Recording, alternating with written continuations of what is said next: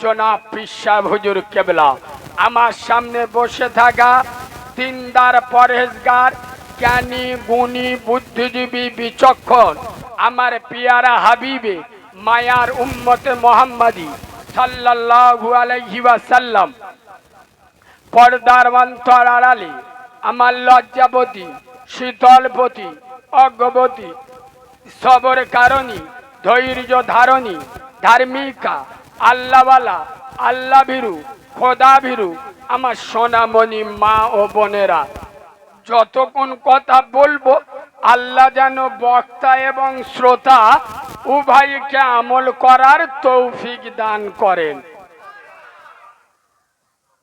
আরেকবার বলুন আল্লাহুম্মা আমিন। কেন? খুব গুরুত্ব দিয়ে শোনেন। প্রথমে একটা কথা বলে নি,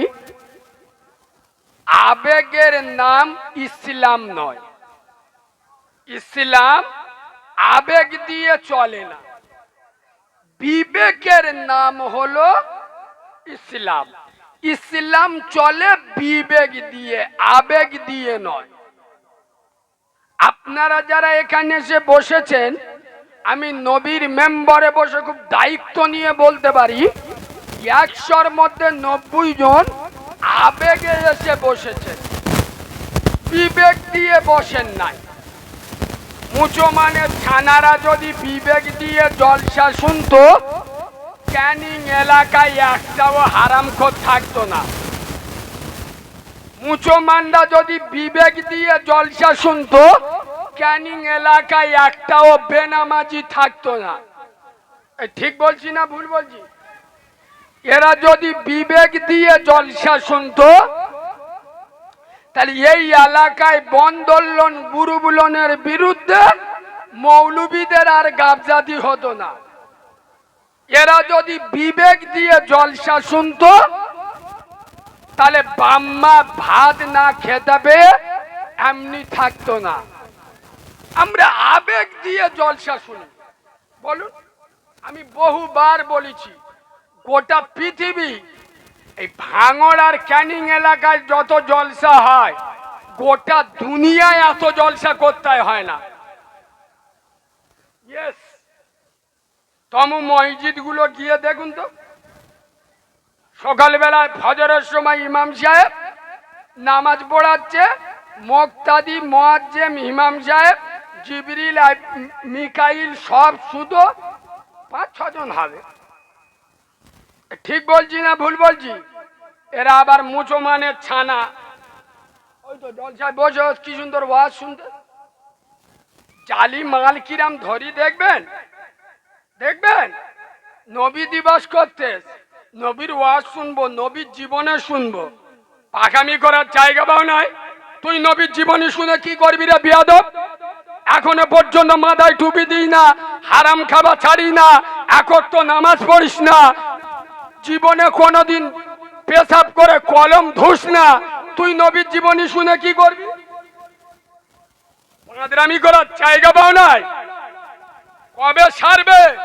আমি মৌলবী, আমার বাপের ক্ষমতা আছে আপনাদের হেদায়েত দেব। নবীর জীবনী শুনলে আপনারা হেদায়েত পাবে। নিজেকে পরিবর্তন হতে হবে। কে জানেন না বলুন, নামাজ ছেড়ে দিলে গুনাহ হয়? কে জানেন না? আমার নবীর জীবনী শোনার কি আছে? নবীর জীবনীতে কাজ হবে তাদের, মোমেন মুত্তাকি হবে যারা, ইমানদার আল্লাহওয়ালা। আমরা মুখে যেটা বলি, কাজে সেটা কথা বলে না করি। এটা তো জান্নাতের বাগান। মৌলবীরা এসে বলে যাচ্ছে জান্নাতের বাগানে কারা বসে? কথা বলে না ভালো লোকেরা। সত্য কথা বলুন তো, এটা জান্নাতের বাগান, আল্লাহ দেখতে। এসার নামাজ কে কে পড়েছেন? হাত তুলুন। আল্লাহ দেখতেছে, ব্যাস ওয়াজ হয়ে গেছে। দেখেছে?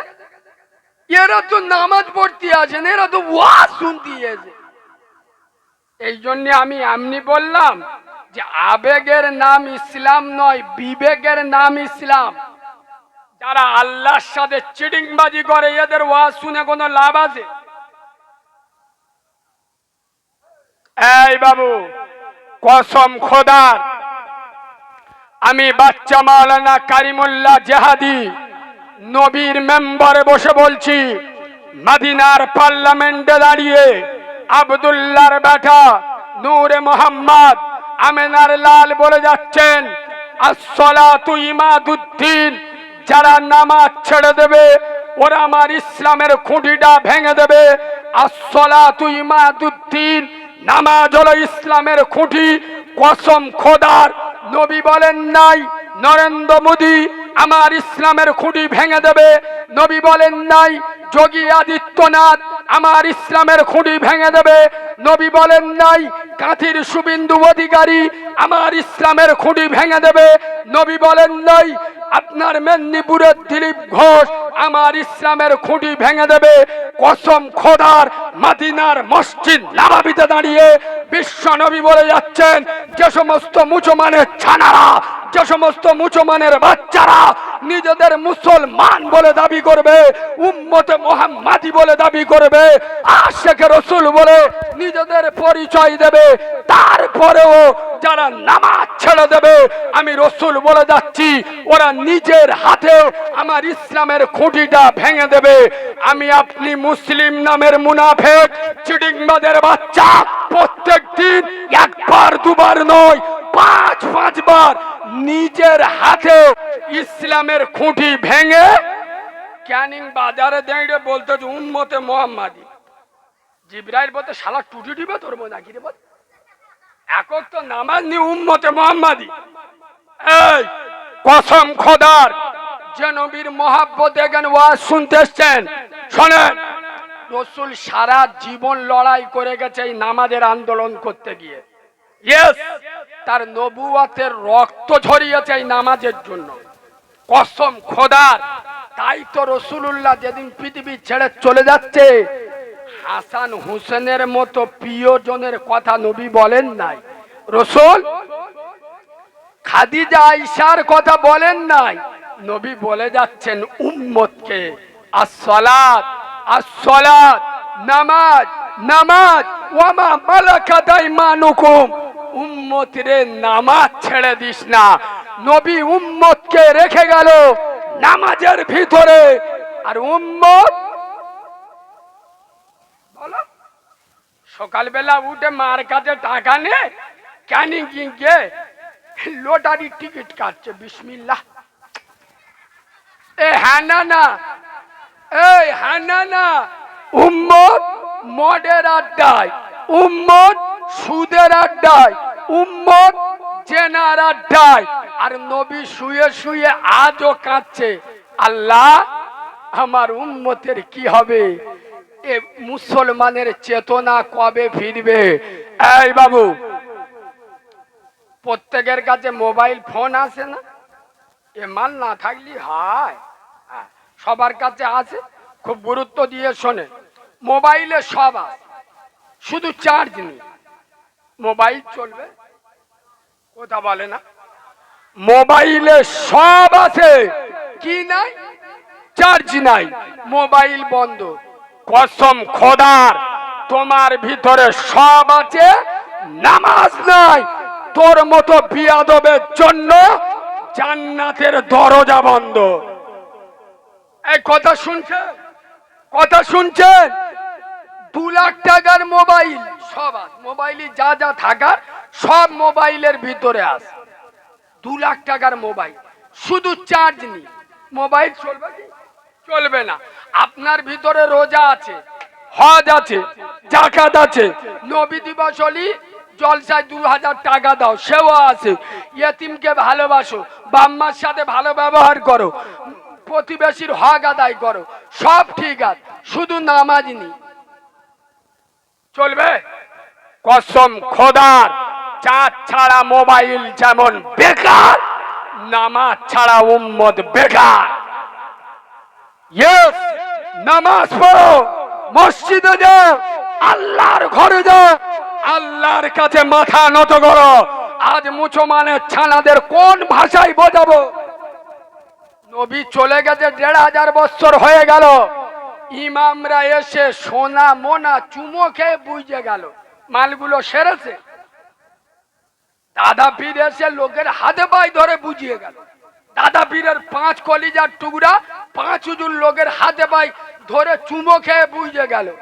এখন যে সমস্ত ভাইজান হুজুররা বেঁচে আছে, চাচাজান হুজুররা বেঁচে আছে, এসে চুমো খেয়ে খেয়ে বোঝাচ্ছে। এখন মালগুলো পরিবর্তন হচ্ছে। কেন জলসা দেন? গ্রামে 8টা 10টা করে লাখ লাখ টাকা বেকার খরচ কেন করেন? নামাজ যখন পড়বেন না, মুখে দাড়ি যখন রাখবেন না, হালাল হারাম বেছে খাবেন না, তাই জলসায় বসে মুনাফিকি করার কি দরকার? 2 লাখ টাকা তো চাঁদা তুলে কোনো গরিবের মেয়ের বিয়ে দিতে পারে। আল্লাহ আমরা নামাজ পড়বনি, আল্লাহকে ধোকা দেন কেন? বললে এদের সেন্টিমেন্টে লাগে। আসলে কি জানেন এ বাবু, আপনার বাপের পেটে নাড়িতে ঘা হয়, কি পেটের ভিতরে নাড়ি পচে গেছে, আর ডাক্তার খালি ওপরে মলম মাখাচ্ছে। ও মাল সারবে না সরবে? কথা বলে না। নাড়ি পচে গেছে কোথায়? ভিতরে। মলম লাগাচ্ছে কোথায়? কোথায়? উপরে। সারবে না সরবে? কসম খোদার, তোমরা রেগে গেলে আমার বয়ে গেল। এই ভাঙনখালীর মুসলমানের বাচ্চারা, খুব জোর পরের বারে তোরা আমাকে দাওয়াত দিবি না। তোদের দাওয়াতের পরও কারিমুল্লাহ জেহাদি করে না। শুনে নাও, কসম খোদার, বর্তমান মুসলিম সমাজে নারী ঘা হয়ে গেছে। বেনামাজি, নামাজ পড়ে না, রোজা করে না, মুখে দাড়ি রাখে না, হারাম খায়, মুনাফিকি করে, গাঁজা খায়, চুল্লু খায়, পাত্তা খায়, ইয়েতিম অনাথের হক মেরে খায়। পুরো মুসলিম সমাজে নারী ঘা হয়ে গেছে। আর আমাদের মৌলবীরা এসে ওপরে মলম লাগাচ্ছে। বাবারা বাবারা কি বলবো রে বাবা, আমার নবী যখন দুনিয়ায় এসেছে, আবু তালেব এত খুশি হয়েছে, নিজের বাঁদিকে আজাদ করে দিয়েছে। এ মাল বসে বসে সুবহানাল্লাহ সুবহানাল্লাহ। ফেরেশতারা বলে কি হলো শালা, টুটি দিবে ধর, টুটি দিবে ধর। আমি বাস্তব বলছি না অবাস্তব বলছি? কথা বলে না। আমি বাস্তব বলছি না অবাস্তব বলছি? নারী ঘা হয়ে গেছে, ওপরে মলম মাখাচ্ছে। আরে যে নারী ঘা হয়েছে সেই নারী অপারেশন চালাও। তুমি মৌলবি বলো যারা মদ খায় এরা মোমেন্ট নয়, এরা মুনাফেক। যারা সুদ খায় এরা মোমেন্ট নয়, মুনাফেক। যারা নামাজ পড়ে না এরা মোমেন্ট নয়, এরা মুনাফেকের বাচ্চা, মুনাফেক। বলো তাদের দাওয়াত না হোক। এই এরম ভাষা বাংলার কোন বক্তা বলতে সাহস পায় না। একমাত্র এই মাল পারে। কারণ আমি তো কোনো দুধ খা মায়ের লালের থেকে পরোয়া করি না। তোর না ভাল লাগলে এখান থেকে উঠে যাবি, আগামী করলে চামড়া তুলে দেবো। 70 বছরে এখনো সারা মুখে পানি নিই না, কবে নিবি রে? এখনো নামাজ পড়ি না, কবে পড়বি? এখনো বাম্মার ভাত দিই না, কবে দিবি? এখনো লটারির টিকিট কাটিস, কবে ছাড়বি? আগামী করার জায়গা পাও নাই। আমি বিশ্বাস করি রুজির ফাইসালা আসমানে হয়, জমিনে। ভাঙনখালীর লোকেদের বাপের ক্ষমতা নাই আমাকে দাওয়াত করবে, আর আমার বাপ দাদা 14 পুরুষের ক্ষমতা নাই আমি এখানে এসে ওয়াজ করব। আল্লাহ যতক্ষণ ইশারা না হবে, তোমরা চাইলেও আমি রাজি থাকলেও, কথা বলে না হবে। আল্লাহর ইশারা হয়ে বলে এরা এনে, এদের কি তুমুনুমু করবো আমি? আরে কথা বলে না। রেজেক আমার দিয়েছেন কে? আল্লাহ। তা আমি তোর দেখে ভয় করে কথা বলবো কেন? এই বাবু, হক কথা বলবো না বলবো না? সকলে বলেন হক কিন্তু তিতো হয়, আর তিতো ওষুধই। বাবাজি ঠিক ধরে, জিব্রাইলের ভূত ভাই, হেভি বুঝ দিবে। চলেন সোনার বাবাজি রাসূলুল্লাহ বলে যাচ্ছেন আফজালু ইবাদাতি ইবাদাতি সালাহ, সমস্ত ইবাদাতের মাথা হলো নামাজ। এই শোনেন, বেনামাজি জানাজা পড়বেন না। কেন বলুন তো? এই বাবা এদিকে তাকাও, কেন বলুন তো? যে সারা জীবন নামাজ পড়েনি, মালটা জানাজার মাঠে এড়ে গরুর মতো শুয়ে হয়েছে, জোর করে নামাজ পড়ানোর কোনো দরকার আছে? আর কথা বলে না বেনামাজিকে আমার দিও না, নিচে নেবে। আমার অসুবিধা হলে তো আমি বলবো, তোমরা বসে যাও। বেনামাজিকে মুসলমানদের কবরস্থানে দাফন দেবেন না, এ কথা আমার বাপ দাদার নয়, চোখ নীল হয়ে যাবে। শোনেন, বলে যাচ্ছেন রাসূলুল্লাহ আর নকল করছেন পীরেদের পীর, পীরানে পীর, বড় পীর আব্দুল কাদের জিলানী হুজুর। কেন বেনামাজিকে মুসলমানদের কবরস্থানে কবর না? কেন? বেনামাজি হলো ছোঁয়াচে পাপী। ছোঁয়াচে পাপী বোঝেন? আমি বুঝিয়ে দিচ্ছি, চোখ বুলু হয়ে যাবে, দাঁড়া। এ বাবু, ডাক্তারের কাছে এক একটা রোগ হয় ছোঁয়াচে রোগ, মানে এই রোগ হলে ডাক্তাররা বলে দেয় ওর পরা লুঙ্গি তুই পরি নে, ওর জামা পরি নে, ওর বাসনে ভাত খাই নে, ও ছোঁয়াচে রোগ তোর হবে। আর এরম রোগ আছে না নেই? বেনামাজি হলো এই রকম ছোঁয়াচে পাপী। ওর যখন মুসলমানদের কবরস্থানে কবর দেবেন, ওর আযাবের কারণে অন্য কবরে আযাব হতে পারে। খোদার কসম, এই মুসলমান দুটো পায়ে ধরে বলে যাচ্ছি, যেখানে যাও যাই করো নামাজকে ছেড়ে দিও না, নামাজকে ভুলো না। আমি এক্ষুনি এখানে এসে যে বাড়িতে বসেছিলাম, আমার সাইবুল ভাইয়ের বড়দার বাড়িতে, আমি এসে বলছিলাম বাবু চেষ্টা করবেন পৃথিবী আপনার উপরে নারাজ হয়ে যায়, যাক একজনকে নারাজ করবেন না। সে কে? কসম খোদার, আল্লাহকে রাজি করুন, পৃথিবীর কোন মাল লাল আপনার বাল পর্যন্ত সোজা করতে পারবে না। ইয়েস, আল্লাহকে রাজি রাখো, আল্লাহকে খুশি রাখো। দুনিয়ার মানুষ ভালো না বলে না বলুক, আল্লাহ যেন তোমার উপরে নারাজ না হয়। তুমি যখন আল্লাহকে ভুলবে না, তুমি বিপদে পড়লে আল্লাহ তোমাকে ছেড়ে দেবে। আমাদের যুবক ছেলেরা জনজন মদ্যরা সব বসে হয়েছে, দেখো সব জিবরাইলির খালাতো ভাই, মাথায় টুপি দে, পুরো ফেরেশতা বসে হয়েছে, ওষুধ মাল, সব ওষুধ। এরা নামাজ পড়বে?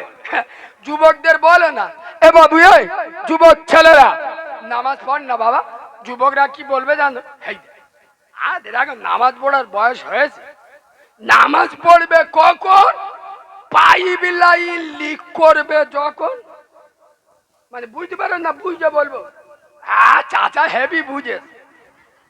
হ্যাঁ বাবু, আমরা বিভিন্ন জায়গায় জলসায় যাই না, অনেক জায়গায় এরম বাপের বয়সী লোক, মুরব্বী লোক এসে জড়িয়ে ধরে, বাপ কারিমুল্লাহ দোয়া কর, আমরা নামাজ পড়বো পড়বো করি, পড়তে পারি না। আরে কেন বাপ, কি হয়েছে? বলে মেশিনের তালা যান সব সময় খোলা হয়েছে, পানি যান সব সময় পড়তে। আমি মনে মনে করতেছি চিটিংবাজের বাচ্চা, তোর যেদিন মেশিন সোজা ছিল সেদিন তো মসজিদে যায়নি। ঠিক বলছি না? বুড়ো বয়সে নামাজ পড়া কোনো দাদাগিরি? কথা বলে না? আরে বুড়ো বয়সে ও মাল তো এমনি সোজা হয়ে যাবে। সারাদিন বুড়ির সাথে আর কতক্ষণ গল্প করবে, সেই জোশ আর আছে, সেই এনার্জি আর আছে? বুড়োর সাথে সারাদিন গল্প করতে করতে মাল জব্দ হয়ে গেছে, বলে তা আজান হচ্ছে মসজিদ থেকে ঘুরে আসে। ঠিক বলছি না ভুল বলছি? বুড়ো বয়সে নামাজ পড়া কোনো দাদাগিরি নয়। আর বুড়ো বয়সে যারা নামাজ পড়ে এরা তো আল্লাহর ভয়ে পড়ে না, কবরের ভয়ে পড়ে।